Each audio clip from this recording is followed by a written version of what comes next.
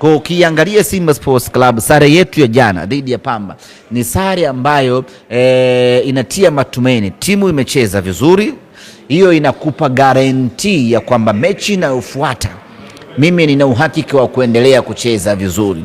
Sijapata sare ya goe mama goe, sijapata sare nikiwa dhofli hali, sijapata sare nikiwa niko taaban, sijapata sare nikiwa niko hohe hahe.